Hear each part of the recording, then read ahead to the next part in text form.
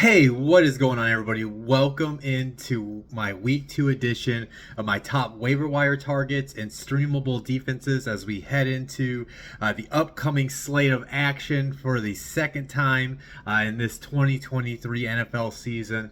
As always, guys, I am going to be starting with my top waiver wire targets. I'm going to give you my top quarterback, running back, wide receiver, tight end, and flex ad of the week. And just in case I have any first-time listeners, as I always do with my top waiver wire targets, these players had to have at least 50% roster availability per Yahoo, so there's a good chance that these guys are out there.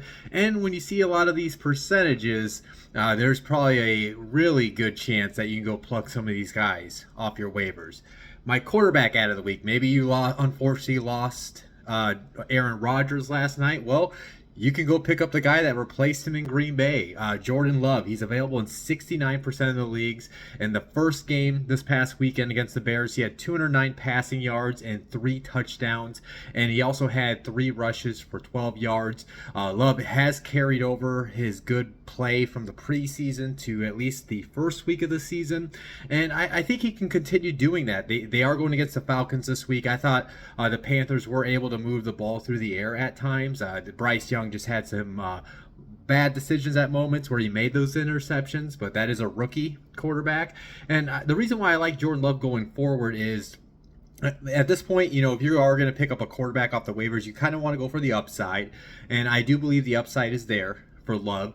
And then, you got to factor in Aaron Jones. Look how much of a factor that he played into that passing attack for the Packers. I mean, he can take a screen, a 2-yard dump off for a 50-yard touchdown like we did see this past week. So he's got that threat out of the backfield, and they played that game without Christian Watson, and he'll be back in the lineup. Romeo Doubs was able to do some effective things. Luke Musgrave from the tight end position. So Love does have a variety of skill position players that he can take advantage of in this passing attack, and if they continue to evolve it under Love as he gets more comfortable and starts to play more games, I can see Love sustaining some positive weeks. I can see his floor starting to rise. So again, if you are unfortunately lost your quarterback in Aaron Rodgers last night, I would definitely highly consider picking up Love as his replacement. My running back ad of the week, I'm going to go with the Rams running back, Kyren Williams. He's available in 95% of the leagues. He is splitting the backfield with Cam Akers, but he was definitely way more effective with his touches this past weekend. He had 15 rushes for 52 yards, and he had 2 touchdowns, and he was getting a lot of work at the goal line. So I definitely do like that. He had a couple targets in the passing attack. Maybe I'd like to see maybe about 1 or 2 more targets in the passing attack for him to be more effective. With that being said, too, if he becomes more efficient with his touches compared to Cam Akers, what I really like about Kyren going forward is Kyren can slowly but surely take over that backfield and end up dominating the touches if Akers doesn't improve. Now, I will say this, I don't love his matchup this week. They are going against that vaunted 49ers defense. So while I definitely want him on my team, he's a guy I would leave on my bench this week and then see how his role continues to evolve, and then when the matchups are right, I think he's going to be a good flex play for you, especially in that Sean McVay offense. And Sean McVay does like to run the ball, and with Cooper Kupp out for the foreseeable future, I know he's going to want to lean on that rushing attack to take off the load from Matthew Stafford. And then also, if he can get that rushing attack going, Matthew Stafford's really good with the ball in his hands on off the play action play. So speaking of that, I am going to stick right there with the Rams as my wide receiver pick, and I'm going to go with Puka Nacua. He's available in 95% of the leagues. I know he's a very hot name right now, so I have to rehash everything he said. And I'll go ahead and admit, I said add Van Jefferson last week, and I thought that was because Van has been there the longest out of everybody. There was that quote that came out during training camp where Matthew Stafford doesn't know how to relate to the young guys, so I wasn't sure if he was going to trust a rookie like Puka Nacua in the first game, but I was completely wrong on that. He had the 10 receptions for 119 yards, but the biggest thing that stood out to me was those 15 targets. The fact that Matthew Stafford looked his way and threw him the ball not only in the double-digit range, but he threw him the ball 15 times. That's going to put some trust in from the veteran quarterback, and we do know that Cooper Kupp is out for at least 3 more games at minimum. So while Puka Nakua's value is not completely it's not going to be as high as it is once Cooper Kupp is back in the lineup, but he's going to be able to give you some good games even when Kupp does return, because it's not like the Rams have a proven wide receiver too, right? You see Tutu Atwell is going to try something. Van Jefferson's going to get his, but if Puka Nacua can continue to sustain this type of production, and then if he continues to develop that chemistry with Stafford, and then when Cooper Kupp is back in the lineup, what I like about that is Kupp's going to demand the attention from the secondary, so that's going to allow Puka to still see these one-on-one matchups that he was seeing this past Sunday against the Seahawks and take advantage of it. Now, like I mentioned with Kyren Williams, they are going against the 49ers. Now, I would still kind of trust, if you needed to play a wide receiver this week off the waiver, somebody that you pick up, I would still trust Nacua, because I can definitely see the 49ers going up 2 scores in this game, which would force the Rams to be a pass-heavy offense, and that would just favor Nacua and give you some value this week. My tight end of the week, it's a dart throw, guys. I wish I could remember the stat, but I saw the week 1 was absolutely the worst fantasy outcome for the tight end position in 20 years. So I feel like anybody's just going to be able, it's going to be a dart throw, and you hope your tight end produces for you. But yeah, it's going to be Zach Ertz, the old tight end there for the Arizona Cardinals. He's available in 95% of the leagues. Now, he didn't really do much with what he had. He had 6 receptions, but if you're in PPR, that's 6 receptions, right? That's 6 points. He only got 21 yards out of it, but what I did like about it is he did get 10 targets. So if anybody is a first-time listener of mine, I say this every year with the tight end position when I'm looking off for somebody off waivers. If somebody's getting consistently 7 to 7+ targets at the tight end position, that's a guy I'm going to want off the waivers, because you're going to see an opportunity to get those receptions for the PPR leagues and get the opportunity for that that touchdown that a lot of people chase with the tight end. So, and then what I like about it is there's no really proven guys in that wide receiver, that passing attack for the Cardinals.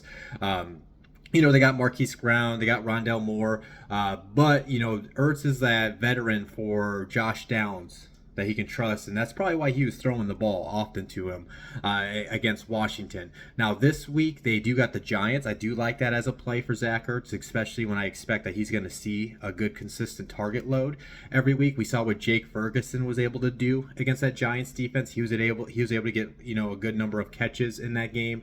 And then potentially long season wise, why I kind of do like adding Ertz at this point, not only we're seeing this potential consistent heavy target load for him, is can't you see the Cardinals, obviously they're going to suck this year and they're going to be pass heavy, so that should help you sustain the season long value, but can't you see him being a trade deadline target for a team that has playoff aspirations if they need help at the tight end position? And if he can get traded to a team that has a great quarterback and a great passing attack, that's going to elevate his value even more later in the season. My flex out of the week, this one's pretty simple. It's out of production and injury concerns. So it's going to be Joshua Kelly, the backup running back for the Chargers. He's available in 96% of the leagues. This past weekend, he had 16 rushes for 91 yards and a touchdown. He had 1 target in the passing attack. And the biggest reason is because Austin Eckler is hurt.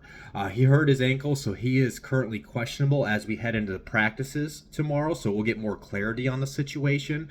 If you are a Austin Eckler manager, Joshua Kelly is hands down, you should be your top waiver priority. And then at this point, he's proven he's worthy of a premium handcuff. So for you to grab off the waivers, even if you don't have Eckler. Now this weekend they do have the Titans, but if Eckler's out, I would definitely still play him because I expect him to get the volume of touches that you want out of a flex play. But if you want to maybe just get him for your bench, I understand, because the Titans do have a really tough rush defense. So I wouldn't be surprised if he maybe temper your expectations if Eckler is out and you do play him in your flex this week. But at the end of the day, he should be getting those 12 to 15 touches a game if Eckler is out. So yeah, those are my top waiver wire ads of this week, and then moving into my top streamable defenses. And just like I talked about with the waiver wires, these defenses, they have to have at least 50% roster availability. So there's a good chance that if you're looking to stream a defense, these defenses are out there for you. As I mentioned last week, it's going to be slim pickings. I'm not slim pickings, but it's going to be low hanging fruit for whoever's playing the Cardinals if they meet my threshold for streaming defenses. So yeah, this week I'm going with the Giants against the Cardinals. I totally expect this Giants team to bounce back here in week 2 against this Cardinals team. The Giants, they got a really good defensive front, headed by Dexter Lawrence. They got Leonard Williams. They got Kayvon Thibodeau off the edge. So I expect them to be able to get that pressure on Josh Downs to get those sacks and help maybe potentially force some turnovers. And another thing I like about this too is Isaiah Simmons. He's going to want to show out and have a huge game against the team that just traded him for a 7th round pick. So I expect him to make some big plays for that Giants defense. So yeah, it's low hanging fruit, guys. If Cardinals are available, I'm always looking to stream a defense against them throughout this season. My number 2 streamable defense, I am going to go with the Bucks against the Bears. The Bucks are available in 79% of the leagues. We saw they gave the the Minnesota Vikings problems in that offense, who has Justin Jefferson, Jordan Addison, T.J. Hawkinson, and Kirk Cousins at the quarterback position. And that wasn't a surprise because, I did say Kirk was one of my top sits at the quarterback position. And the main reason why is that Bucs defense is still good. And, they got playmakers at all 3 levels of the ball. I would say, off the top of my head, probably 90% of that defense has been with Todd Bowles for the last 3 to 4 seasons. So they have familiarity in that scheme where they're able to understand what their role is in the defense so they can make those type of plays. And then they're going against a Bears offense that completely struggled this past weekend. Justin Fields threw interceptions. They have a very poor offensive line that the Bucs can take advantage of and get those sack opportunities. So the Bears right now, until they can prove to us that they are going to be a consistent offense on the field and be a threat as an offense every time they step on the field, you're going to go after the sacks that the Bears can produce for you and those turnovers that they have at least shown in the first week of the season.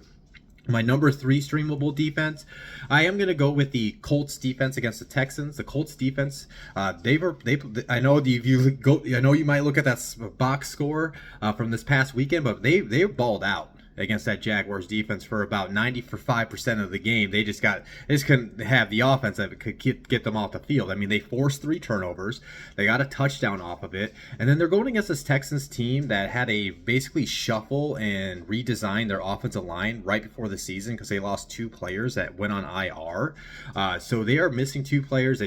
They've traded for some guys, and with offensive lines, they need that continuity. They need that time together. So the fact that this offensive line has only been together with maybe 2 or 3 weeks now, I could see this this very solid Colts defensive line that's headed by DeForest Buckner. And they got Kwity Paye on the edge, Grover Stewart. I could see them disrupting the pocket of C.J. Stroud, and that's why C.J. He had an up and down game against the Baltimore Ravens. So the Colts proved this past week that they can get after, that they can frustrate a good offense in the Jacksonville Jaguars. I don't see why they couldn't repeat that against Houston on Sunday.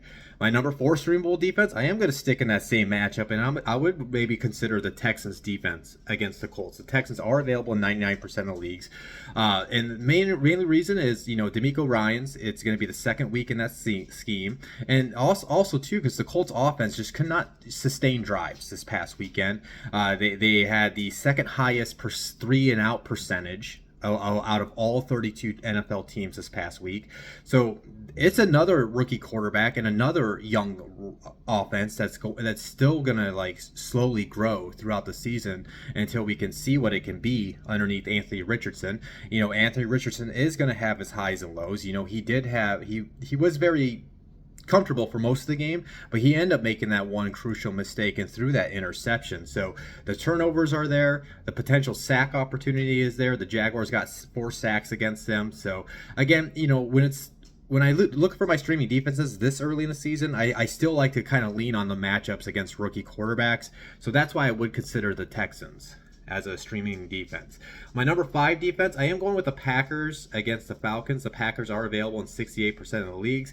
I already talked about like this Bears offense and how the Bucs are going to take advantage of it. The Packers basically did that. They got all those sacks. They forced some turnovers. Now, they are going against a potentially good offense, but that's an offense that did struggle to protect. Their offensive line gave up some sacks this past Sunday against the Panthers, and the Packers got like Rashawn Gary that can get after Desmond Ridder, and Ridder only threw for like 115 passing yards, so we don't really know what this Falcons passing attack is going to be this season, so it doesn't really scare me that much. I expect Jared Alexander and that back end of the defense of the Packers to help slow them down, and like I said last week, the Packers were a streaming defense for me last week against the Bears. I just think this Packers defense has got some really good potential to be one of the best defenses by the time, or we are going to view them as one of the best defenses of this season by the time we get to the end of December. So yeah, those are my top streaming defenses and my top waiver wire targets of this week. If you enjoyed this video, as always, hit the like button. If you haven't followed or subscribed on any of my social media channels, make sure you go hit up my link tree. You can go give me a follow on X, Twitter, wherever we want to call it, YouTube, TikTok, Instagram, you name it, I'm on there. Next time you guys will see me, I will be giving you guys my top starts and sits. That video will come out, as it always will, every Wednesday night. But if you have any questions on waivers or streaming defenses, get in my comment sections, get in my DMs, and I'll try to get back to you as soon as I can. Peace out.